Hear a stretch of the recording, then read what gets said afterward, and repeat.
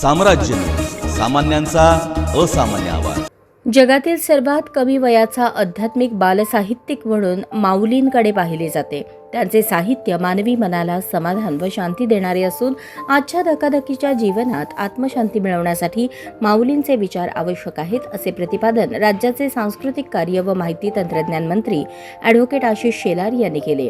सांस्कृतिक कार्य विभाग, सांस्कृतिक कार्य संचालनालय, महाराष्ट्र राज्य, मुंबई यांच्या वतीने आयोजित ज्ञानेश्वर माऊलींच्या 750व्या जयंतीनिमित्त आध्यात्मिक व सांस्कृतिक कार्यक्रम ज्ञानियांचा राजा मोगरा फुलला याचे उद्घाटन सांस्कृतिक कार्य व माहिती तंत्रज्ञान मंत्री ॲडव्होकेट शेलार यांच्या हस्ते ज्ञानेश्वर माऊलींच्या प्रतिमेचे पूजन करून करण्यात आले। हा कार्यक्रम सरस्वती विद्या मंदिर सोलापूर येथे पार पडला।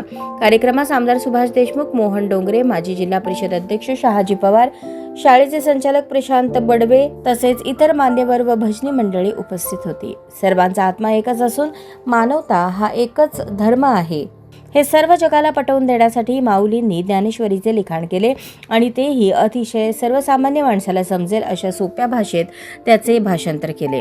आमदार सुभाष देशमुख यांनी कार्यक्रमाचे वेगळेपण अधोरेखित करताना सांगितले की मोगरा फुलला या अभंगामध्ये मानवी मनाला नवसंजीवनी देण्याची ताकद आहे।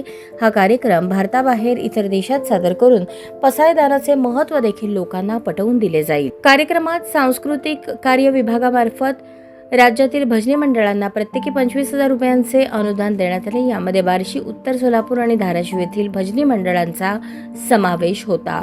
या कार्यक्रमाचे सादरीकरण गायक गणेश शिंदे व संमती शिंदे यांनी केले। यावेळी नागरिक मोठ्या संख्येने उपस्थित होते।